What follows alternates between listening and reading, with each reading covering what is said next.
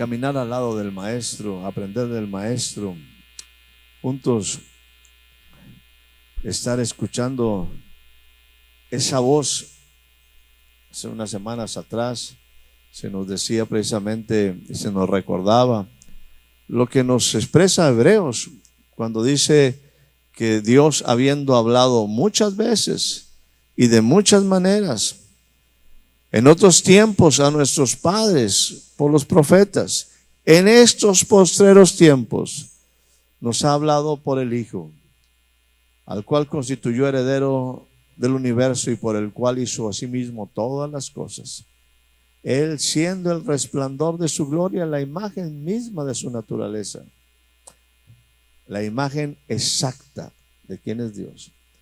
Él se para en el camino y dice: oye, aprende a escuchar mi voz, sígueme, sígueme, sígueme, ven en busca de mí, aprende de mí, permanece en mí, fructifica en mí. Acuérdate, separado de mí, tú no puedes hacer nada. Óyeme, sígueme. Te irás transformando de gloria en gloria y de victoria en victoria. Oye, yo soy el camino. Oye, yo soy la verdad. Escucha, yo soy la vida. Yo soy tu vida. Yo soy la respuesta a tu vida. Y bueno, pues estamos aquí escuchando esa voz del maestro. Estamos aquí escuchando esa voz que cada día nos invita a avanzar en ese camino. Acuérdate que una cosa importante acerca del camino, el hecho de que te pares en el camino no implica que llegaste a tu destino. Va de nuevo. El hecho de que te pares en el camino no significa que has llegado a tu destino. El camino te lleva a tu destino. ¿Sí? Es bien importante este tipo de cosas porque muchas veces nos quedamos como cuando precisamente hace una referencia ahí en Mateo 13, en el sentido de que cierta semilla cayó a la orilla del camino, y es que muchos de nosotros en algunos sentidos seguimos a la orilla del camino. Y no es malo que estés a la orilla del camino, el problema es que te quedes toda la vida a la orilla del camino.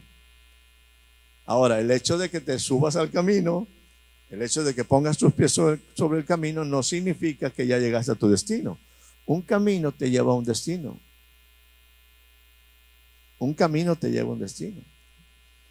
Y cuando la Biblia nos habla de prodigios y de señales, las señales te dicen precisamente que ayudan a poder llegar a tu destino. Recuerdo una ocasión que yo lo he compartido en varias ocasiones esto. La primera vez que yo llegaba a España y que yo iba a conducir un coche, ¿no? Y al salir ahí del aeropuerto de Barajas en Madrid, iba con mi coche, yo sabía para dónde iba, pero en un momento salgo y lo primero que encuentro es un letrero que dice todas direcciones.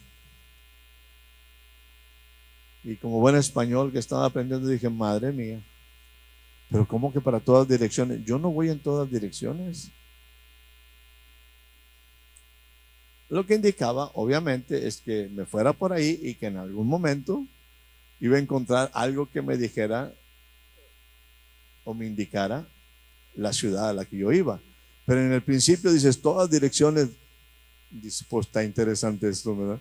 Es como si me dijeran ninguna dirección o todas direcciones, pues me quedo igual. Yo buscaba que me dijera específicamente, vas, por decir algo en esta ocasión, era pues que Alicante o que Murcia, y nada, de todas direcciones. Dije, madre mía, ahora sí estoy muy interesantemente perdido.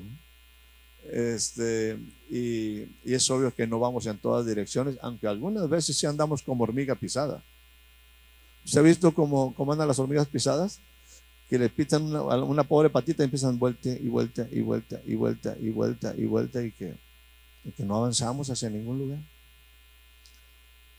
Nosotros no vamos en todas direcciones, vamos hacia una dirección. Por eso es importante, las señales te van diciendo hacia dónde tú vas. E insisto, tú no te puedes quedar en una señal. La señal de bendición, la señal de sanidad, la señal de que Dios te ha respondido, la señal de su presencia, solamente te indica que vas por buen camino. Pero no te quedes en la señal. Hay que caminar el camino. Si yo viniera de Monterrey hacia Laredo, no puedo en la primera que diga Laredo y me quedo ahí parado. Ya llegué. No. Solamente te está indicando que vas por el camino correcto. No es para que te quedes en la señal. Y muchas veces ese es nuestro grande problema como iglesia. Recibimos una maravillosa señal de Dios, una restauración, una sanidad. Algo hizo Dios y te quedas en la señal. Y si ya llegué, no. Eso es nada más para que te des cuenta que vas por buen camino. Que vas a encontrar vida. Que vas a encontrar paz. Cosas que Él te dio para que en un momento pudieras disfrutarlas. Cosas que yo le di, si hago referencias a Malaquías, dice el Señor, cosas que yo le di para que me temieran. Vida y paz es para que tú y yo podamos disfrutar verdaderamente la vida, y eso está en las cosas que Dios nos da para que podamos entender una vida con propósito. Muy bien. Déjeme platicarle aquí algunas cosas que traigo en mi corazón. Les puedo decir que también a lo mejor es un poquito recalentado porque son cosas que Dios me ha estado enseñando hace un par de semanas, 3, 4 semanas atrás también. Pero quiero, antes de cualquier cosa, nada más hacer una ilustración de algo que me parece significativo, y espero que esto me ayude a poner una base para lo que le quiero compartir. Póngase en modo aprender. Definitivamente póngase en modo aprender. Yo sé que se pone usted en muchos modos, en diferentes maneras, pero lo clave es que usted se ponga en modo aprender. Y después de modo aprender, en modo aplicar. Es sumamente importante esto. En modo aprender. Y en ese sentido, permítame, insisto, trazar o poner una base. Voy a utilizar una ilustración. Son cosas que quizás algunos de nosotros lo aprendimos en la escuela o en algún momento, pues en alguna materia específica, quizás de historia universal, quizás de algunas cosas interesantes acerca de la humanidad. Y bueno, en los tiempos en los que le voy a hablar, esos tiempos pues estaban limitados a cierta área de lo que era la civilización conocida.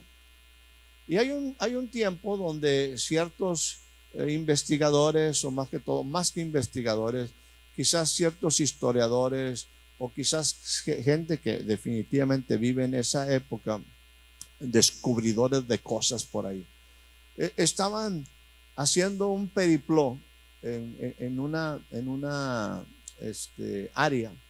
E insisto, ahí lo que podemos, se lo pondría así en una manera muy sencilla, alrededor del Mediterráneo.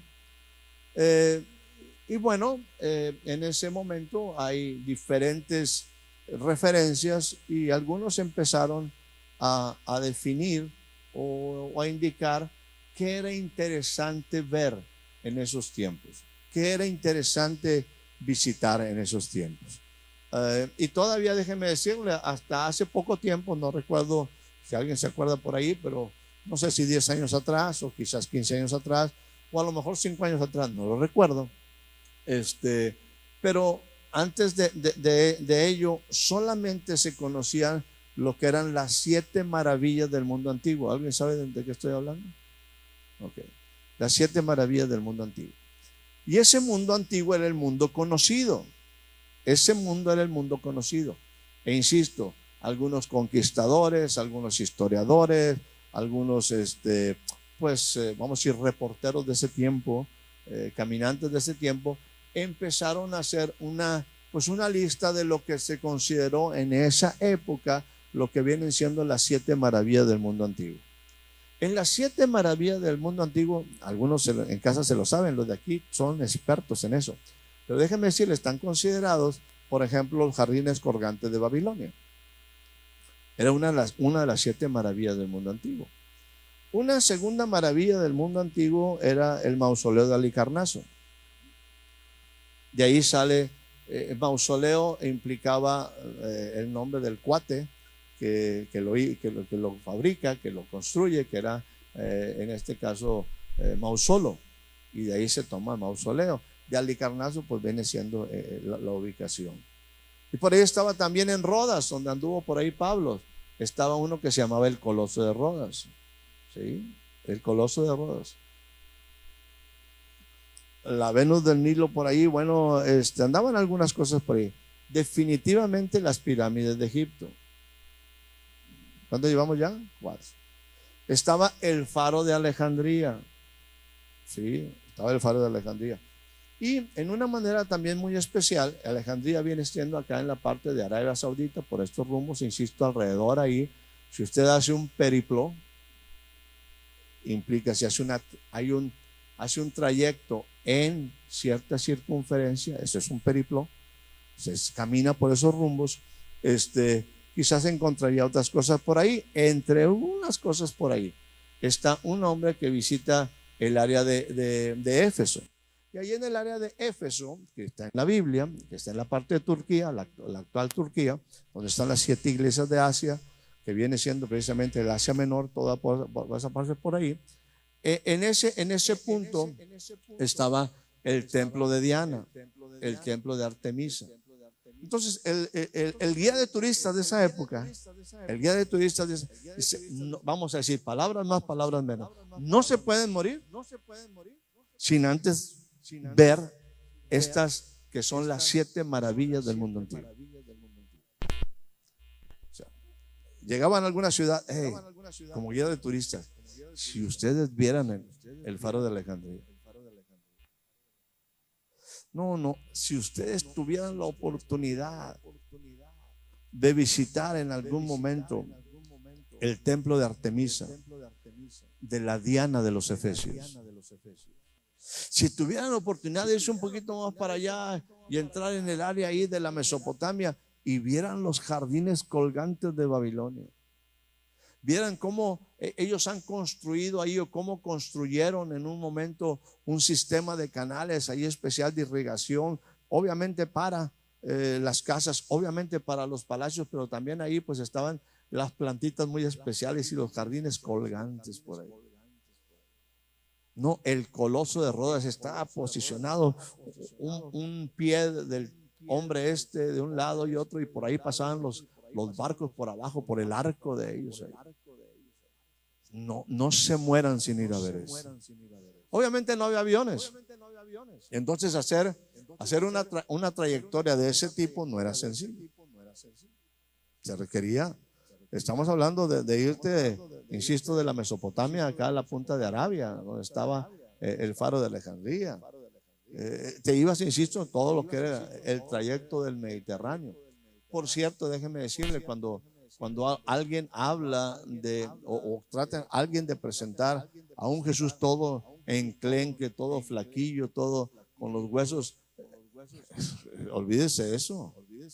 Olvídese, ellos caminaban un montón de kilómetros, de millas, ¿verdad? Era gente que estaba sana. Cuando en un momento, alguna ocasión, se ha hecho referencia a que el apóstol Pablo estaba pues con un problema de salud, pues imagínense, voy a ponerlo, hiciera un poco aquí irónico, imagínense lo malo que estaba, que nada más caminaba desde la parte ahí de Antioquía y se iba caminando hasta Grecia o en carruaje o en o en caballo, o en trayectos marítimos. Y si nosotros aquí batallamos para llegar de 10 cuadras para acá y nos cansamos. O sea, nosotros no entendemos muchas cosas de esto que le estoy hablando porque ahora somos muy modernos, ¿no? Pero en aquella época, insisto, estamos hablando de un área conocida, un área, ese era el mundo, la civilización conocida. Me cambio un poquito a esto. Yo no tengo en mente cuándo se han tratado y de hecho volvieron vamos a decir, a actualizar, update, las maravillas del mundo moderno. Y que no te vayas a morir sin antes ver las maravillas del mundo moderno actual. ¿Alguien sabe cuáles son las maravillas? Chichén Itzá. ¿Sí? Chichén Itzá, ¿mandé? El Taj Mahal es otro que está por ahí. Está en el área de Cusco ahí, ¿verdad? En Perú. La muralla china. Son de las cosas que dicen, no te puedes morir sin antes tener la oportunidad de estar en Machu Picchu. No te puedes, vamos, no sé si por ahí están, no recuerdo alguna otra más, pero bueno, independientemente, es obvio que eso no lo podemos recorrer a pie. Tendrías que ir, imagínate irte de Perú hasta la muralla china a pie o en barco, pues se te acaba la vida. Quizás de Machu Picchu acá a Chichén Itzá no está tan problemático.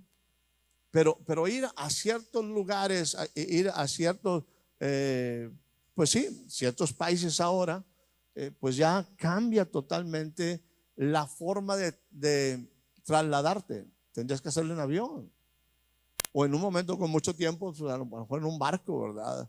Hay gente que usted sabe que han hecho su vida y algunos agarran en bicicleta o en una combi o a pie o en moto. Decir, bueno, pues voy a irme por toda la Panamericana a ver qué voy encontrando, ¿no? O sea, conociendo.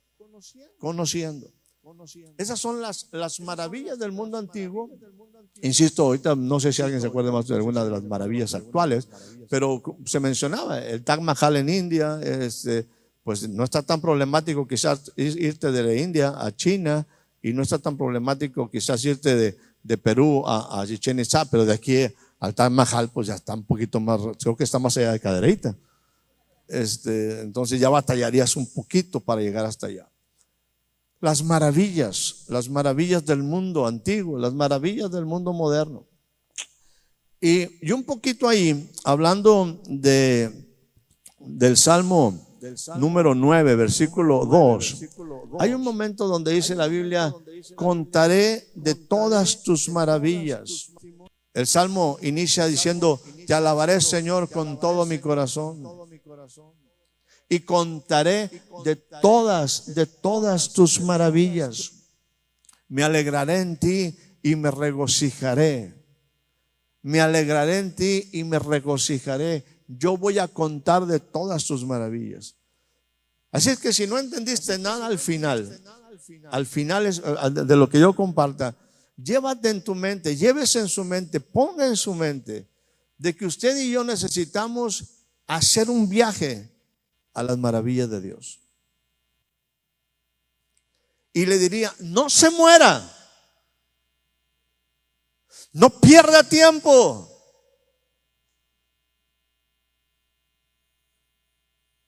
Sin poner sus pies en el camino. Y vaya, experimente, disfrute, conozca las maravillas de Dios. Conozca las maravillas de Dios para que las cuente a las generaciones venideras, para que su vida sea transformada, para que su vida adquiera otro sentido. Es tiempo de ir a todas sus maravillas. Es tiempo de caminar por sus caminos. Es tiempo de ir hacia la vida. Es tiempo de afirmarnos en la verdad e ir y ver de todas sus maravillas, de tal manera que usted las pueda contar y que las cuente como alguien que tuvo la oportunidad de verlas, como alguien que tuvo la oportunidad de verlas. Recuerdo muchos años atrás, yo estaba todavía trabajando en General Electric. Cuando hablo de las maravillas, entendamos que no son las maravillas de la creación, sino que son las maravillas que fueron creadas por el hombre. La muralla, el Taj Mahal, todo ese tipo de cosas. Lo mismo que los jardines colgantes de Babilonia, lo mismo que el templo de Diana, Artemisa, lo mismo que el coloso de Rodas, lo mismo que el faro. Fueron construcciones de los hombres, pero eran obras arquitectónicas que tenían mucha relevancia y que fueron interesantes. Mencionaba que tiempo atrás, algunos bastantes años atrás, quizás unos 30 años atrás, yo estaba todavía trabajando con General Electric y tuve la oportunidad de hecho lo recordé hace unos días ahí con Toño y Mirtala, ¿verdad? Creo que le platiqué a Mirtala, ¿no? Que me da mucho gusto que estén aquí, Toño y Mirtala, me da mucho gusto que esté aquí la Pichuki, y allá por allá anda Janet afuera con la Pichuki 2. Y estaba yo trabajando para General Electric y estuve en un curso ahí de 2 semanas, precisamente como en la época ahí de verano. Están pues muy, todavía en esas épocas los muchachos, que eran caso de Job y de Betsy, eran chicos, todavía estaban en un momento con las vacaciones largas que se llamaban. Entonces, pues yo tenía la oportunidad, estar en esta área de Cleveland, Ohio, y pues estaba en un curso de 2 semanas en un hotel, todo pagado. Pues le dije, pues vénganse para acá. Y andaban de vacaciones y se fueron a pasar allá. Mientras yo trabajaba, se lo pasaban en el hotel y en la alberca, ¿no? O sea, sufriendo, ¿no? Y en un fin de semana por ahí, yo precisamente rento un carro porque yo tenía responsabilidad de lunes a viernes. El viernes nos fuimos y está a una distancia, no recuerdo la distancia, pero entre 4 y 6 horas. Y en un momento estábamos en las cataratas del Niágara. Íbamos a cruzar. Por primera ocasión iba a cruzar hacia yo ya las había visto, pero ahora quería llevar a Tere y a los niños, ¿no? Y es obvio les cuento ahí que por alguna razón Joby había adquirido una inquietud muy fuerte por alguna razón por Canadá. Y para él estaba como diciendo Canadá, Canadá, Canadá. Insisto, estaba chico él. Y entonces, y ahí vamos en el coche y le informo, ¿verdad?, que las cataratas del Niágara pues están una parte en el lado canadiense y una parte en el área americana. Entonces, al cruzar, cuando Job estaba chiquillo, ver lo que era la bandera de Canadá, no, casi se desmaya, ¿no? Porque, insisto, era algo que él soñaba y que ahora estaba ahí. Por cierto, déjenme hacer un comercial más. Cuando regresamos, para Job fue muy impresionante, antes de hacer el comercial. Estábamos ahí y Tere con los 2 hijos estos que teníamos. Josué todavía no era parte del proyecto, ni a proyecto llegaba Josué. Estábamos ahí viendo aquel lugar donde, déjenme decirle, ahí sí hay agua. En serio que hay agua. En serio que hay agua.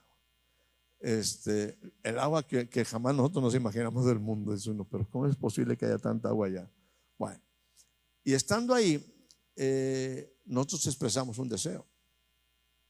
Señor, que esto que estamos viendo, ojalá mucha gente pudiera ver. Vamos, imagínense acá norteños, de un lugar semiárido, y ahí el tiradero de agua, no.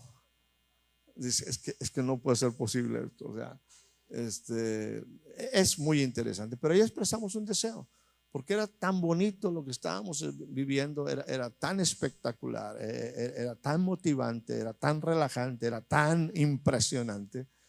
Pues una maravilla definitivamente que deseábamos que mucha gente ojalá pudiera vivirlo.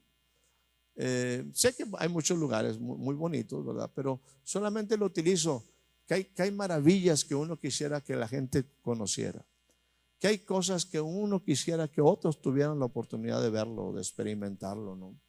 Y bueno, vamos a seguir hablando de las maravillas de Dios, ¿de acuerdo?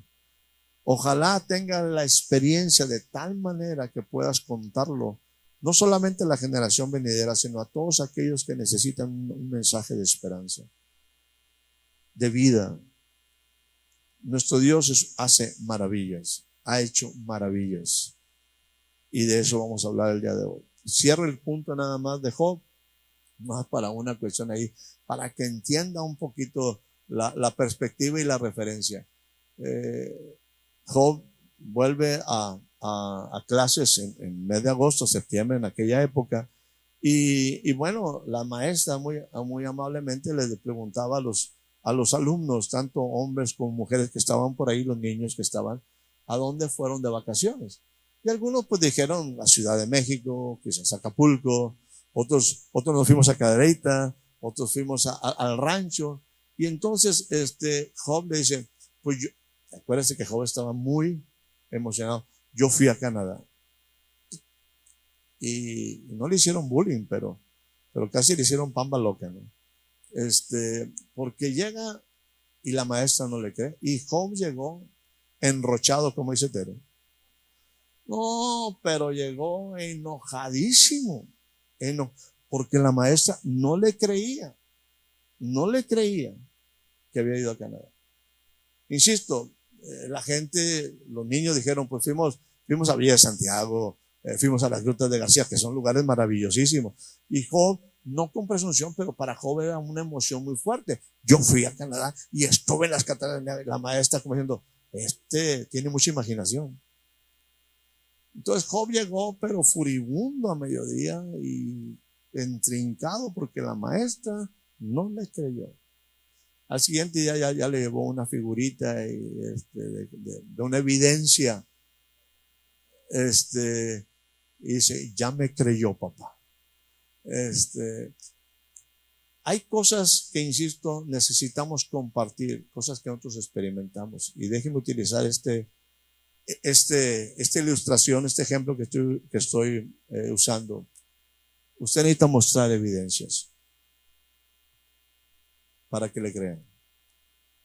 Hay momentos que mi incredulidad y la incredulidad de otros necesitan de cosas materiales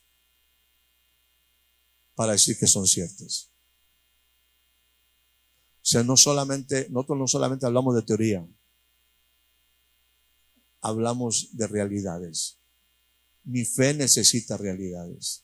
La fe de la gente necesita realidades.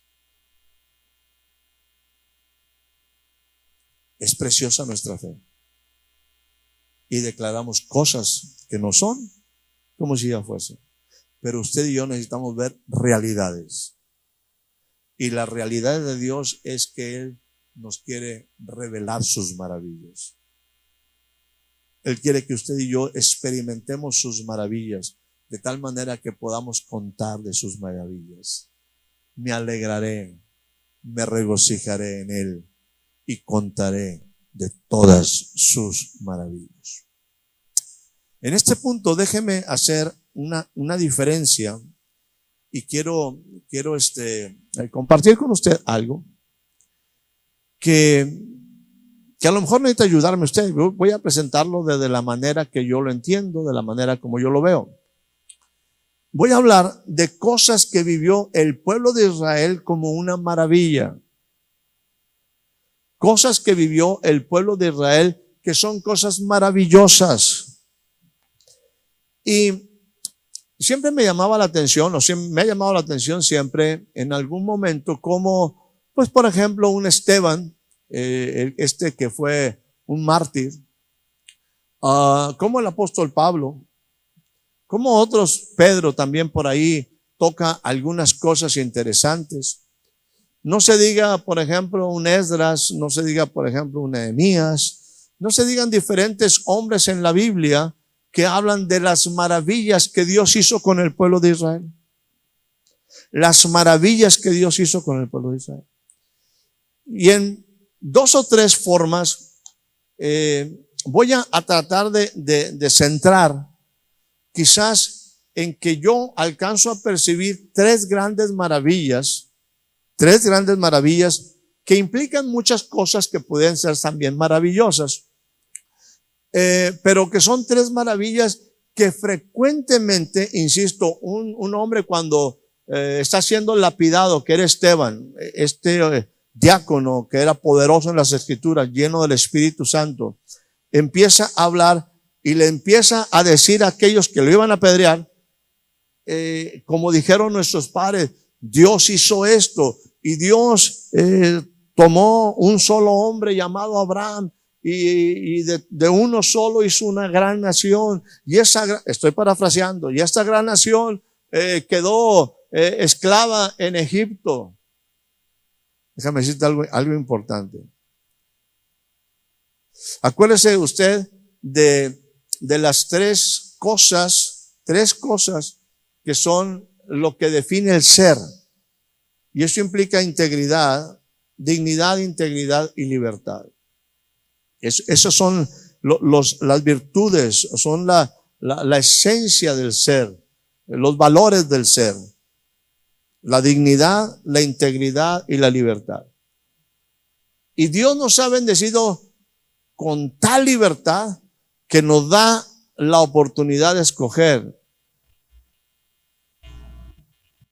de qué manera queremos ser esclavos. La libertad de Dios es tan maravillosa que te da la oportunidad de decidir tu esclavitud. Va de nuevo. La libertad de Dios es tan maravillosa que te da a ti la oportunidad de decidir tu esclavitud. En otras palabras, tu libertad Dios la respeta tanto que te da permiso de que seas esclavo de quien tú quieras. Y finalmente, nosotros somos esclavos de alguien. Eso es lo maravilloso de la libertad de Dios. Y el pueblo de Dios en esa libertad llegó a ser esclavo de Egipto. Y viene una salida, pues que también hacemos cosas, hablamos mucho al respecto de ese trayecto del desierto y somos casi expertos en el desierto. Casi expertos en el desierto. He escuchado muchas cosas interesantes del desierto, pero no entendemos cómo vamos realmente el grande propósito de Dios para el desierto. Sumamente importante. Lo dejo en un solo pensamiento. El desierto es para probar tu corazón. Punto. El desierto es para probar tu corazón. El desierto es para probar mi corazón. Y como en algún momento dijimos en la fidelidad de Dios, dice, te afligí, te hice tener hambre, te llevé por el desierto, te afligí, te hice tener hambre, para que aprendas una cosa, para que entiendas una sola cosa, que no solo de pan vive el hombre. O sea, mientras usted y yo no entendamos este principio de que el desierto tiene un precioso propósito. Y en el desierto no solamente Dios te pone en el desierto, Dios te lleva al desierto. Y en el desierto te aflige para que te aflojes. Y en el desierto te hace tener hambre. No por otra razón, sino por la única razón de que entiendas, de que sepas, comprendas que no solo de pan el hombre vive. Así es que si en el desierto yo aprendo muchas cosas, pero no entiendo que el hombre no vive solamente de pan, del pan físico, yo no he aprendido la razón del desierto. Es que llévese de tarea.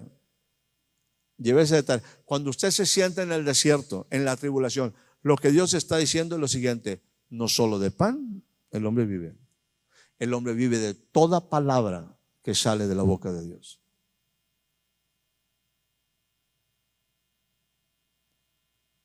Y para eso Dios te mete al desierto.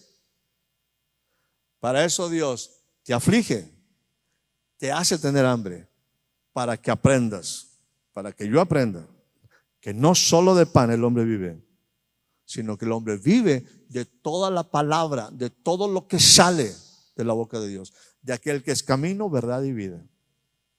¿Ok? Entonces, cuando yo veo los relatos, insisto, vuelvo a hacer referencia rápidamente a un Esdras, Nehemías, en los testimonios cuando están ante los reyes, en los testimonios cuando están ante los sacerdotes, en los testimonios cuando están ante la gente, ante los judíos, siempre empiezan a hablar lo mismo. Yo decía, pero ¿por qué hablas de lo mismo? Porque para Israel eran las maravillas de Dios.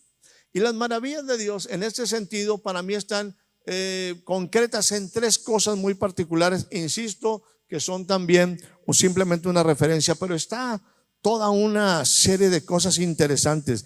Déjenme seguir con esta misma ilustración. Es como si llegas vuelvo a mencionar, quizás la muralla china, si tienes la oportunidad de estar ahí en la muralla china, y es obviamente que estás ahí, pero ves un montón de cosas, y ves los torreones, y ves muchas cosas. Yo nunca he estado por ahí, pero he visto algunos videos. Me di un viaje virtual por ahí. O quizás que estás en Machu Picchu, o quizás, insisto, si estás acá en Taj Mahal, o si estás, obviamente no solamente estás viendo detalle, ¿sí? Yo le voy a dar nada más el punto central de lo que son tres maravillas que el pueblo de Israel siempre contaba en todos sus relatos. Número uno, acerca de la creación. Y en esa creación hablaba de el hombre hecho temerosamente, maravillosamente. Si hablamos de maravillas, insisto, usted puede hacer toda una clase, y aquí hay gente muy especializada, gente que es especial en un momento, profesionales en lo que es la medicina.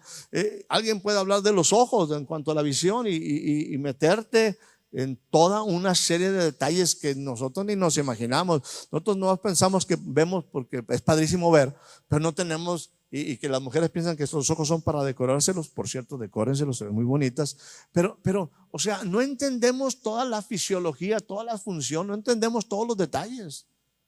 Y así pudiéramos meternos a las diferentes cosas, insisto, del cuerpo humano, en el sistema nervioso, lo que es el sistema digestivo, o sea, todas las cosas, ¿no? Las maravillas. Entonces, al hablar de la creación, estoy hablando de toda la creación, de la maravilloso que es la creación, y en esa maravillosa creación estoy hablando del hombre. Algo maravilloso, donde vale la pena disfrutar de las maravillas. La segunda cosa que habla estos hombres en sus relatos, están hablando de el ejercicio de la soberanía de Dios, una cuestión maravillosa. Y en esa soberanía de Dios está algo que es impresionantemente bello, que es la elección. Quizás como cuando en un momento, ya ahí lo hemos relatado, lo que nos habla, que creo que lo dice el Evangelio según San Juan al final, cuando Pedro está diciéndole, Señor, cuando Pedro está, Jesús está hablando con Pedro y le dice en una manera privada, Señor Jesús, ¿y este qué? Hablando de Juan, que andaba por ahí tratando de escuchar lo que Jesús le decía a Pedro. ¿Y este qué? Dice, mira, lo que yo haga con él, en cierta manera, ¿a ti qué? Como decían los chiquillos por ahí, ¿a ti qué te importa? O sea, Pedro, concéntrate en ti. Lo que yo haga con él, ¿a ti qué? Son mis decisiones. ¿Por qué Dios escogió a Israel?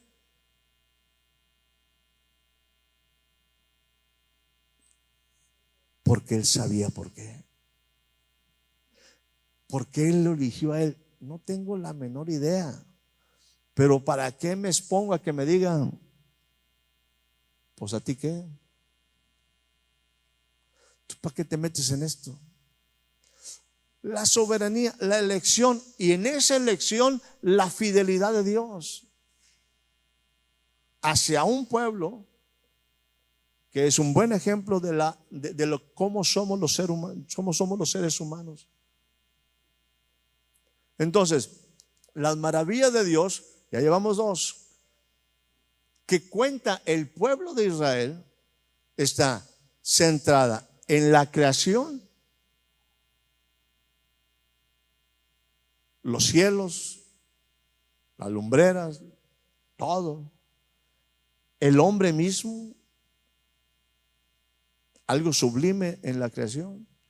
La elección de Dios implica la soberanía de Dios, el proceso de Dios, la inteligencia de Dios, el deseo de Dios manifestado en su deseo, en su propósito, en su designio, y su fidelidad.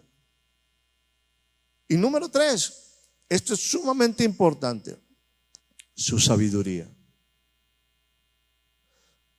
Todos los cielos Él los hizo con entendimiento.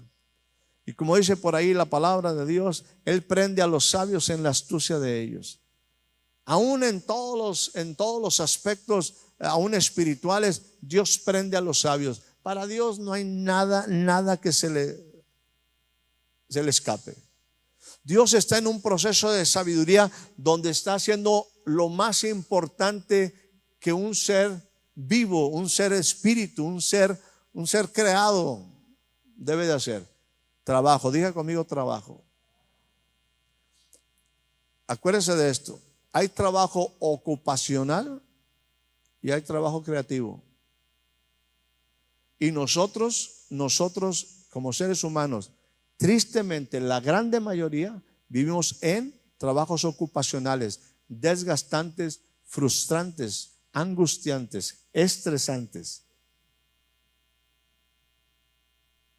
Dios dice, Jesús dijo lo siguiente: mi Padre trabaja y yo trabajo. Pero el trabajo de Dios es libre de estrés, porque el trabajo de Dios está acorde al propósito. Y cuando tú estás haciendo un trabajo conforme a tu propósito, es divertido. El trabajo es expresar la eternidad que tienes en tu corazón, no el sudor de tu frente. Dice la Biblia que Él ha puesto eternidad en el corazón de la gente. Dice, puso eternidad en el corazón de ellos. Entonces, ¿cuál es mi trabajo? Expresar mi eternidad. ¿Qué es lo que hago? Trabajo por pan.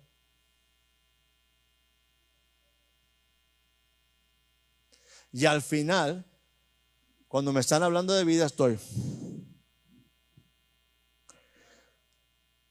muerto. Y sigues en la misma rutina, que es totalmente, como dice en alguna forma la expresión de Pablo, dice, andan en la disolución de sus días, consumiendo su tiempo sin expresar eternidad. Dios nos habla de eternidad y Dios nos habla en su expresión de sabiduría, de esa liberación de la eternidad, y en un momento también de la promesa, porque Dios es sabio de la restauración del hombre. Entonces, cuando usted ve los discursos de Pedro, los discursos de Esteban, los discursos de los diferentes hombres en la Biblia, siempre hacen referencia a lo que ellos conocen como sus maravillas. Y las maravillas que ellos hacían referencia es a la creación. Insisto, la creación en su forma general, su soberanía, la soberanía de Dios, la grandeza de Dios, las decisiones de Dios en cuanto a la elección. Y número 3, habla en cuanto a la sabiduría de Dios en lo que Él hace.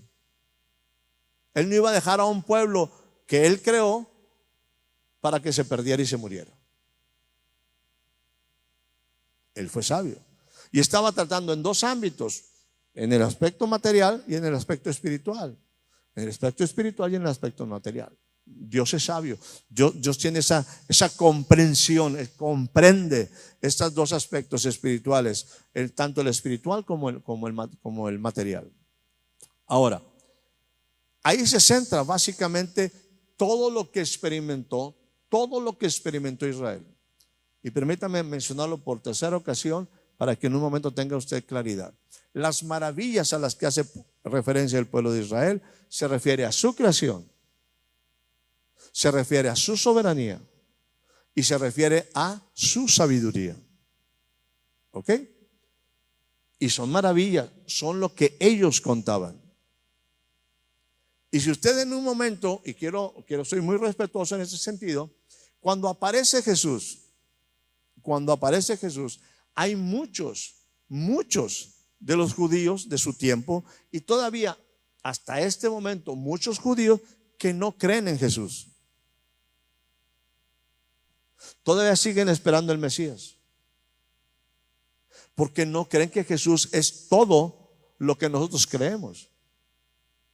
Me estoy dando a entender, me estoy comunicando. Esas son las maravillas que ellos conocían: su creación, su sabiduría en el sentido de cómo Él está expresando la eternidad, y en el caso particular de su soberanía en cuanto a la elección. Ya hacen muchas veces referencia a cómo Dios escogió a Abraham y cómo Dios escogió y levantó a los patriarcas. Entonces, para ellos siempre es que nuestro padre Abraham, y es que nuestro padre Abraham, y es como dijo Moisés en el desierto. O sea, siempre hacen referencia a eso. ¿Por qué? Porque son las maravillas que ellos conocen. ¿Me estoy comunicando? Muy bien. Ahora, ¿cuáles son tus maravillas? Déjame decirte, ya hice una puntualización bien fuerte. Las maravillas del tiempo para ti y para mí es nuestra vida en relación al Maestro. Mientras usted y yo, mientras tú y yo, mientras tú no sepas de sus maravillas, mientras tú no conozcas sus maravillas, mientras tú no camines por sus maravillas, tú no tienes en lo más mínimo quizás la capacidad de hablar de sus maravillas. Podemos repetir, y déjenme usar en un buen sentido, lo que mencionaban los judíos. Insisto, para mí siempre Dios ha llevado procesos para enseñar a su pueblo, pero entendamos que todo esto tendría una aplicación espiritual. Si realmente entendemos el desierto. Pero la verdad es que tú has pasado un desierto. ¿Sabes lo que es pasar un desierto? ¿Sabes lo que es caminar un desierto? A pesar de que vivimos en un área semidesértica. No, eso es algo que vivieron otros. Y déjame decirte, insisto, y sobre la palabra respeto, eso que vivieron ellos no es necesariamente lo que tú tienes que vivir. Porque aquí hay una vida maravillosa que ha traído algo diferente a la humanidad. Se llama Jesús. Entonces mira, es que vienen muchas cosas a mi mente. Estoy platicando nada más. Estoy aquí tratando de entretenerlo un rato. Yo siempre, y me han dicho alguna vez que si yo quisiera ir a Jerusalén, yo le he dicho de esta manera: sí quiero ir a Jerusalén, pero tengo condiciones. Número uno, que me lo paguen. Y que vaya Tere conmigo, o sea que son 2 boletos. Que sea mínimo por 3 semanas. O sea, no, tampoco no cualquier cosa. Dice, pero es que no quieres ir a Jerusalén. No, sí quiero ir. Pero déjame decirte, mis motivos son diferentes. Porque a mí no me interesa saber y ver dónde Jesús estuvo. Me interesa vivir donde Jesús está. Si tengo oportunidad de ir a verlo, voy. Pero tiene que ser con esas pequeñas condiciones. Ah, y por cierto, en un buen hotel. O sea, pero insisto, me voy en un concepto de conocimiento. No me interesa como una alta prioridad estar donde Jesús estuvo. Me interesa estar donde Jesús en este momento está. Y yo aprender a estar en lugares celestiales en Él. Porque en Él habita toda la plenitud de la deidad. Y si algo vino a hacer Él, fue ampliar el mundo. De un mundo material a un mundo espiritual. Y en ese mundo espiritual hasta yo alcancé. Hasta yo tengo la oportunidad. Entonces yo quiero dejarte esto como una tarea. Para usted quiero dejarlo como una tarea. Y voy a ser muy concreto. Ojalá usted y yo hagamos un plan, no vacacional, un plan de estudios para conocer 7 maravillas de este tiempo. Número 1, una maravilla que usted debe de conocer y debe profundizar. Si quiere que su vida, es más, hágalo antes de morirse. Haga un plan realmente de invertir su vida, su tiempo, su economía en conocer las maravillas de este tiempo, no la de los pueblos judíos. Qué bueno que tuvieron y pueden contar y nos cuentan, y nosotros reconocemos las maravillas en cuanto a la creación, en cuanto a su soberanía, en cuanto a su sabiduría. Pero quiero hablarle que en esa sabiduría, en esa soberanía y en esa creación donde usted tiene un papel muy importante, Dios ha hecho algo maravilloso, una obra maravillosa. Esa obra maravillosa tiene 7 puntos que usted debe visitar. Número 1, entienda, vea, visite, contemple, disfrute que el Verbo fue hecho carne.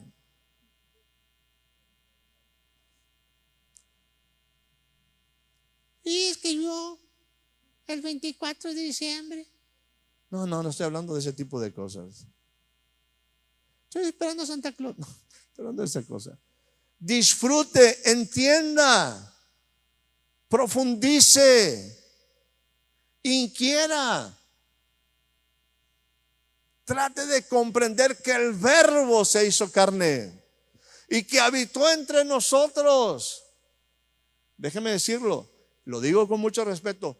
El judío no sabe de esto, no entiende esto. Los grandes maestros como Nicodemo decían, a ver, ¿cómo que volver? O sea, fíjate, Nicodemo, le dice Jesús, te estoy hablando de cosas terrenales, no de celestiales. Si te digo las cosas terrenales y no las entiendes, pues ¿para qué te digo las celestiales? Nicodemo, una judía, una María, cuando dice el ángel se le presenta y le dice, hey, tú vas a ser portadora de vida, de una semilla de vida, en tu vientre va a ser entretejido. El Verbo de Dios será llamado Hijo del Altísimo. Y ella dice, ¿y cómo será esto si no conozco varón? Por eso.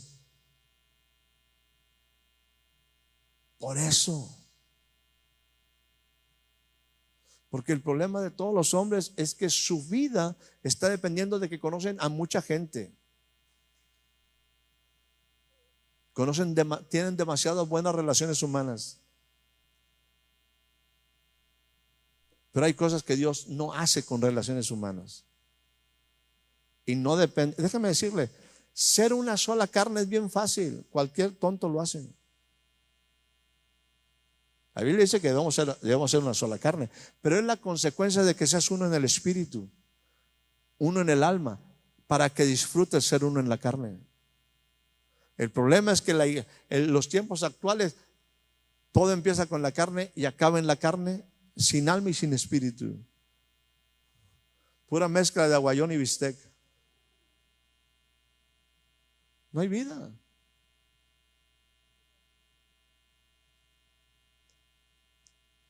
las maravillas de Dios. Conozca esta primera, en esta singladura, en esta etapa, en este primer punto, en esta primera parada. Conozca, profundice, dedique tiempo a comprender que el verbo de Dios, la palabra, se hizo carne y habitó entre nosotros. Número 2, entienda usted lo siguiente. Jesús lo dijo de esta manera. Estaba por ahí Natanael, estaba por ahí Felipe. Felipe le dice a Natanael: ven a ver, te voy a mostrar al maestro, te voy a mostrar aquel del cual dicen las escrituras. Natanael le dice: pero ¿cómo? Se acerca con Jesús y Jesús le dice: he aquí un verdadero israelita en el cual no hay engaño. Fíjese, era gente de profunda convicción. Israelitas verdaderos. Algún día hablaremos de por qué nosotros en una manera tenemos ciertas directrices morales, éticas. Tú y yo tendremos que tener una ética moral de alguna forma. Tú tienes que definir cuál es tu moral y cuál es tu ética. El problema es que nuestros jóvenes no tienen ni ética ni moral, pero lo dejamos por ahí. Y cada quien decide cuál va a ser su forma de comportarse, tomar decisiones. Y aquí está en un momento Natanael y le dice: he aquí un verdadero israelita en el cual no hay engaño. Natanael se queda: pero ¿de dónde me conoces? Cuando te vi debajo de la higuera.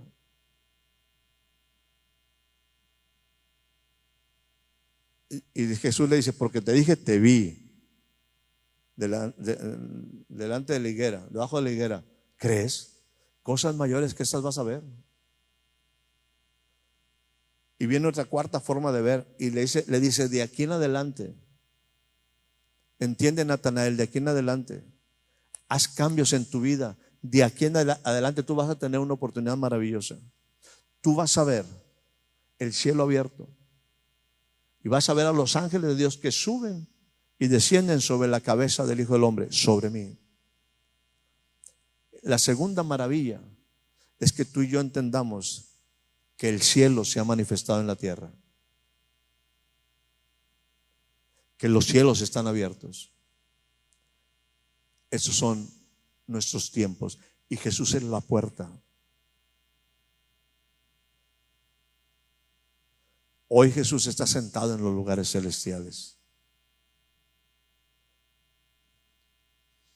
Número 3, algo que Jesús vino a hacer, y hace rato yo hacía referencia, en el caso del pueblo de Israel, decían: es que nuestro padre es Abraham. Jesús es bien claro. Para mí Jesús era norteño. Cuando Jesús habla con la gente, le dice: mira, ustedes dicen que su padre, hablando un poquito de moral y hablando un poquito de ética, la que entra ahí en el caso de algo que es sumamente importante acerca de la muerte. Jesús les dice lo siguiente: ustedes dicen que son hijos de Abraham. Yo digo que ustedes no son hijos de Abraham. Porque si ustedes fueran hijos de Abraham, las obras de Abraham harían. Pero ustedes me quieren matar a mí. Eso no lo enseña Abraham. Eso no lo enseña la moral y la ética nuestra. Nosotros no matamos.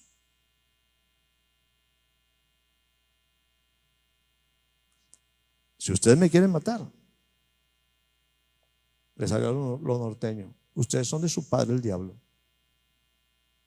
Es que no inventen. A los hechos me remito. Felipe está por ahí y le dice, no en la misma escena: muéstranos al Padre.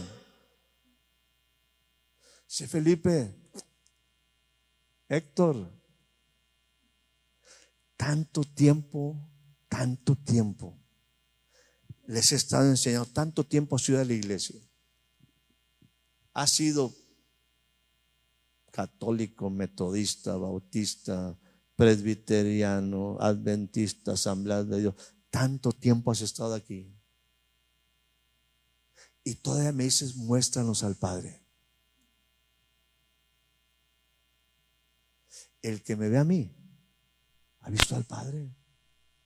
Yo vengo, punto número 3, yo vengo a que tú conozcas al Padre.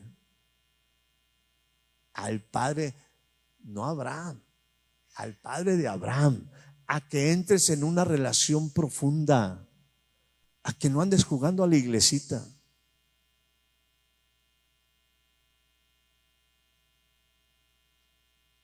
Punto número 3 de nuestro trayecto de vida. Conoce al Padre. Si tú y yo no tenemos la capacidad de entrar en una relación con el Padre Dios, y Dios está tratando de sacarnos de una religión para entrar realmente en una relación, y Él se muestra como tu Padre, tú y yo necesitamos un Padre celestial. Y eso es lo que hace el cielo. Eso es lo que hizo Jesús, revelar al Padre. Así es que no podemos ahí seguir como huérfanos. No podemos seguir sin Padre, con debilidades emocionales, en soledad, cuando Jesús ha revelado al Padre. Felipe, tanto tiempo estamos con ustedes que me dices en un momento, ¿cómo se te atreve? ¿Cómo te atreves, muchacho, a decirme? Y Felipe tenía 3 años con el Señor. ¿Cuántos años tienes tú en relación con Dios? Y todavía tienes problemas. Es que no tuve un padre terrenal. Es que mi papá me trató. Pues sí es cierto todo eso que viviste tristemente, pero el problema no es lo que pasaste ayer. El problema sigue siendo que sigues adoleciendo de no tener un padre que te alimenta. Yo amo a este papá. Este es mi papá. Y como dice por ahí el profeta Isaías, dice, y a mí él me enseñó con brazo duro. Me habló directo. Si algo yo tengo gratitud con Dios es que Dios me jala las orejas, me habla duro, me confronta, me disciplina, y a mí me fascina eso. ¿Y sabe qué? Porque lo necesito. Es un padre formador, hacedor. Sí, también te apapacha, como dice mi esposita por ahí. Esas palabras para los de España no es una mala palabra. Nos apapacha. Seguimos en ese, ay, es que yo necesito ese papá. No, sí está bien, también lo encuentras.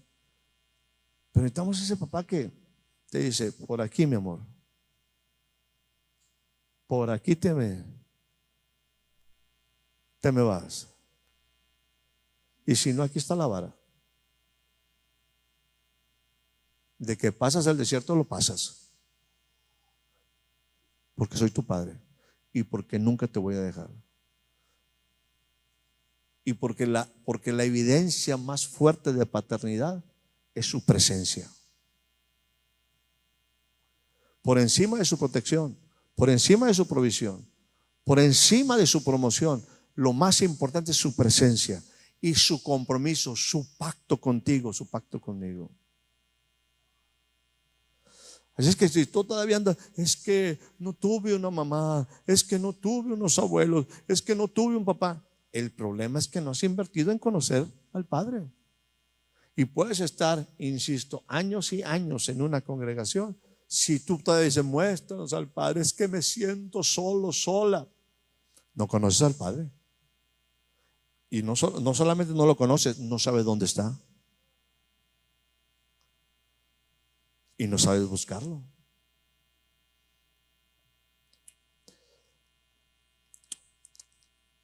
Punto número 4. La importancia alrededor de Jesús de que Él, déjenme ponerlo de esta manera, de que el castigo para que yo tenga la paz que hoy tengo, aunque fui desobediente, rebelde, contradictor, Él, el castigo que yo merecía, Él lo llevó. Eso es algo sumamente importante en esta vida de este tiempo. Que el castigo de mi paz, el castigo para que yo tenga paz, fue sobre Él. Insisto en esto. Usted y yo constantemente, o muy frecuentemente, porque tenemos una debilidad física, nosotros le damos mucho más énfasis a que Él llevó mis enfermedades y sanó mis dolencias, a que el castigo de mi paz fue sobre Él. ¿De qué te sirve estar sano si no tienes paz? Pero quieres estar sano.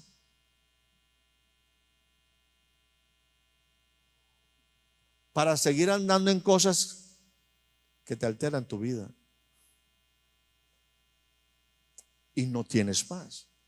Para mí, en la misma dimensión, no me malinterprete, en la misma dimensión como Él ganó y sanó mis dolencias y llevó mis enfermedades, que es una realidad, porque son señales, pero son señales que me llevan para que yo pueda disfrutar su paz, su persona.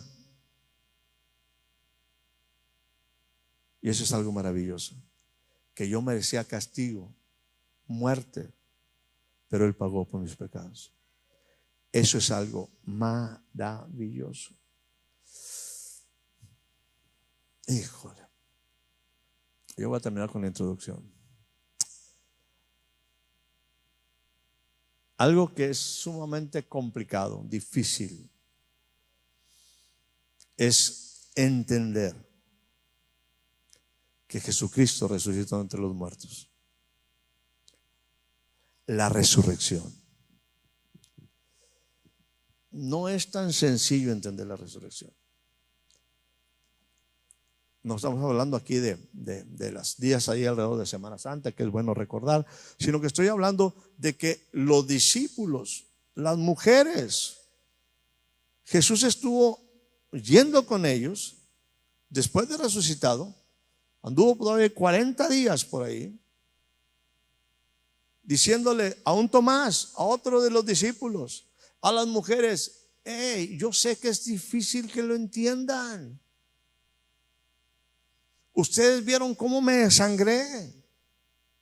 Ustedes vieron que fui sepultado. Ustedes vieron cómo fui flagelado. Ustedes vieron cómo mi cuerpo perdió el aliento. Es más, yo dije, consumado es. Yo dije en un momento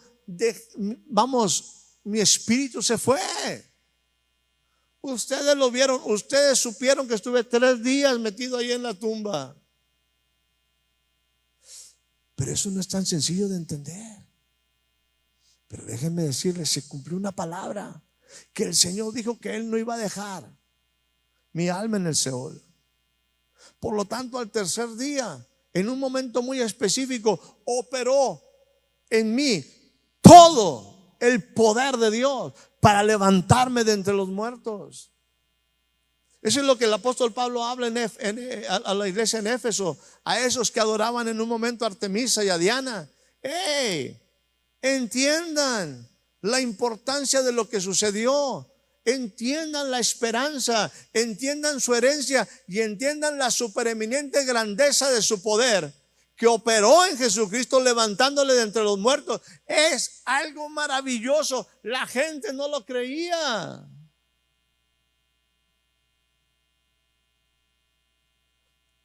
Punto número 5. Trate de comprender la resurrección. Ahí está la esencia de nuestra fe. Déjeme ponerlo de una manera. Si nosotros en realidad no entendemos la resurrección y no entendemos lo trascendente de la resurrección, dice la Biblia, nuestra fe es vana. Somos los más dignos de conmiseración. Somos la gente más, déjenme usar hasta la palabra, ignorante, que estamos aquí, perdiendo tiempo. Te dicen, ¿por qué vas a la congregación? Pues es que necesito tantos. Es que iban puros ignorantes. Pues sí, yo también soy ignorante. O sea, para que me sentirme bien. No, no, no, no, no, no, no, no. Yo tengo que entender lo que es muy difícil de entender. Tengo que entender esa maravilla que operó en Jesucristo con todo el poder y tener una esperanza, porque si no, usted y yo estamos peor que la gente de afuera, porque estamos creyendo en puras falacias, en puras cuestiones que en un momento nada más nos alientan en nuestra. Es más, como por ahí decía un pensador, en el opio de los pueblos, en lo que te saca de la realidad, no más para que, ay, pues aquí estamos, porque pues allá afuera hace mucho calor, pues aquí se perdió el clima. Eso no es conocimiento. Punto número 6. Jesús dijo, si yo no me fuera, no podría enviar otro consolador. Punto número 6. Conoce a la persona del Espíritu Santo. No para que sientas bonito. Conoce a la persona del Espíritu Santo. ¿Te puedes caer? Sí, te puedes caer. ¿Puedes temblar? Sí, puedes temblar. ¿Puedes hablar muchas cosas raras? Sí, vas a hablar cosas raras. No te quedes ahí.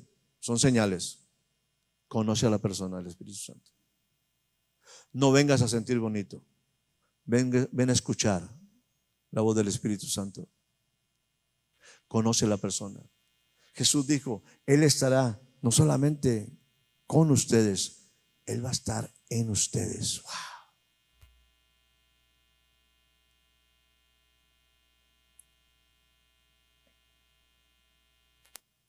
Y punto número 7.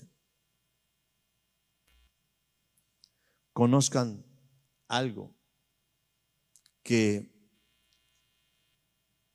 es algo muy similar a lo que Jesús le dice a aquel hombre Natanael en la cuarta voz ahí cuando habla en Juan capítulo número 1.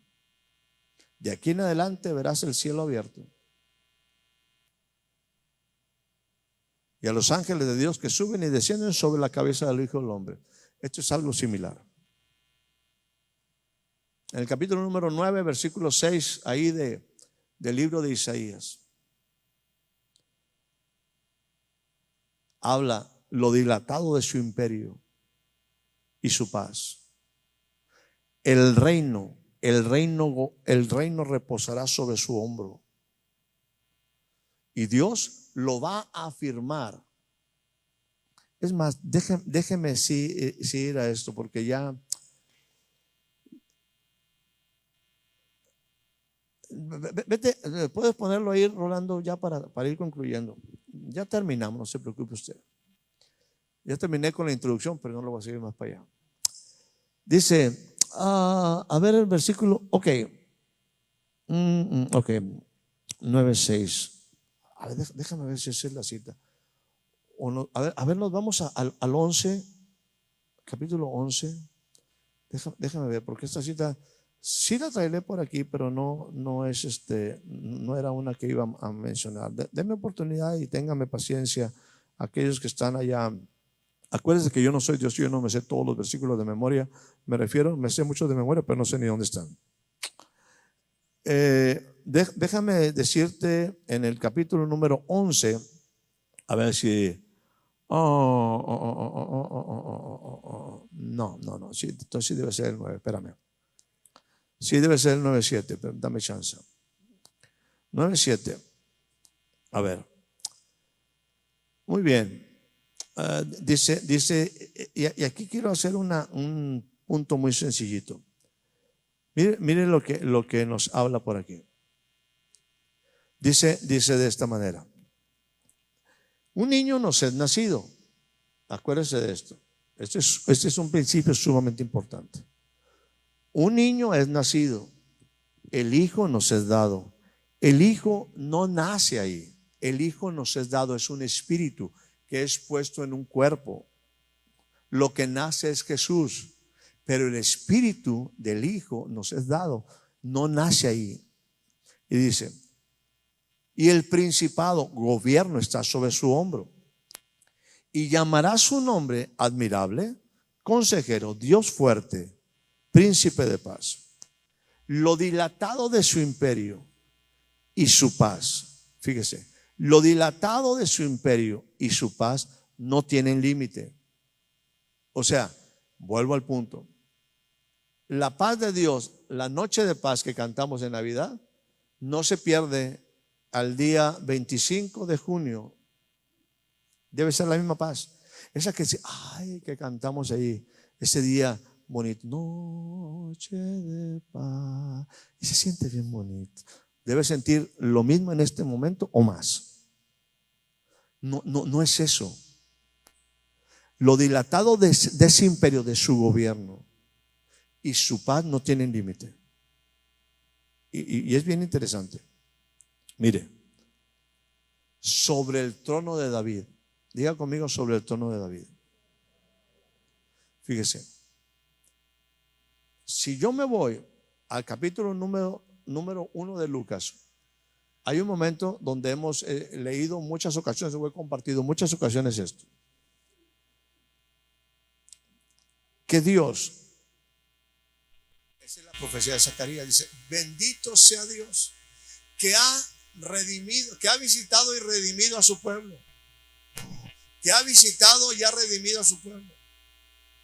Y nos dio un precioso Salvador en la casa de David su siervo. Bueno, Dios quiere levantarse o quiso levantarse o se va a levantar en un tiempo en el trono de David, en la casa de David. David era un hombre vulnerable, frágil, débil, pecador. Y Dios quiere levantarse en tu casa, David. Quiere levantarse ahí en su trono, en su reino. Desde ahora y para siempre. Lo maravilloso de lo que está pasando en este tiempo es que Dios, un cuerno, un poder, una majestad, una hegemonía, un gobierno se quiere levantar en la casa de David. Y no solamente en la casa de David, ponle tu nombre. Dios quiere levantarse en tu casa como un poderoso gigante, como un brazo fuerte, como una mano extendida, como un cuerno de salvación que implica con poder. Eso es lo que Dios quiere hacer. Dios lo ha querido hacer. Lo quiso hacer en la casa de David. El pueblo de Israel todavía no lo entiende. Siguen pensando en David. Siguen pensando en Abraham. Pero Dios tenía un plan maravilloso y te incluyó a ti. Y me incluyó a mí. Y Él quiere levantarse. Se va a levantar un día. Les va a dar la oportunidad de levantarse en la casa de ellos. Pero ahorita, el día de hoy, quiere levantarse en tu casa. Y sabes que se quiere levantar como un poder. Desde ahora y para siempre. Y esto dice, y sobre su reino, disponiéndolo, confirmándolo en dos cosas que son esenciales en el reino de Dios: en juicio y en justicia. ¿Quién lo va a hacer esto? El celo de Dios, la idea de Dios, la soberanía de Dios, la grandeza de Dios, la sabiduría de Dios. Y lo va a hacer y lo quiere hacer contigo y conmigo desde ahora y para siempre. Siempre me ha impresionado la algarabía de un pueblo entendido. Siempre me ha sorprendido el entendimiento, es más, el regocijo, la revelación de un pueblo. Ojalá que el Señor en verdad cambie su tristeza en baile. No por cantarlo, sino por la revelación de la palabra, entendiendo lo que Jesús es. El mismo ayer, hoy y por los siglos de los siglos. Entendiendo lo que Él es el día de hoy, lo más maravilloso que nos ha pasado. Esas son las maravillas que tú y yo Ojalá puedas ir a Machu Picchu. Yo no conozco Machu Picchu, no he tenido la oportunidad. He estado muy cerquita, pero no he tenido la oportunidad. No, perdóneme. Chichén Itzá, Machu Picchu me queda muy lejos. Y es más, quiero ir a verlo. Es más, ya le dije cómo quiero ir a Jerusalén. Es más, pudiera ir a ver la muralla china, que no me acuerdo cuántos kilómetros tiene, pero tiene un buen de kilómetros. No tuve la oportunidad, obviamente, de conocer más que por foto las maravillas del mundo antiguo. Pero quiero decirte que es bueno poder decirle al Señor: te alabaré, Señor, con todo mi corazón, con todo mi corazón. Te alabaré, Señor. Yo contaré de todas tus maravillas, de todas tus, porque yo puedo contar de las maravillas de Israel, porque también soy testigo de tu creación. Soy testigo de tu elección. Soy testigo de tu sabiduría. Pero yo hoy estoy envuelto en algo que es maravilloso, que ha sorprendido mi vida. Que Jesús se hizo carne. Que el Verbo habitó entre nosotros. Que el cielo se ha acercado. El cielo está cercano. Que Jesús pagó por mis pecados. Que mi paz es maravillosa en medio de tantas noticias que son negativas. Aquí hay una paz que sobrepasa todo entendimiento. ¡Wow! Que no ando en los en las cosas que se comentan por todos lados. Entiendo realidades, pero aquí hay una paz impresionante. Que Él resucitó. Que Él envió a su Espíritu. Y que su reino está aquí. Y que se está levantando en mi casa. Wow. Esas maravillas yo necesito invertirle tiempo, invertirle trabajo serio y hasta invertirme economía, porque yo necesito sus maravillas en mí y luego yo poder hablar de todas sus maravillas. Las que hizo con el pueblo de Israel, que son las mismas que hizo conmigo, pero ahora Él ha hecho una gran diferencia, porque el cielo se ha acercado. Porque el cielo se ha acercado. A los que están siguiéndonos a través de las redes, nos vemos el próximo domingo. Ya se dio cuenta que abrimos un nuevo tópico. Hablaremos de sus maravillas. Hasta luego.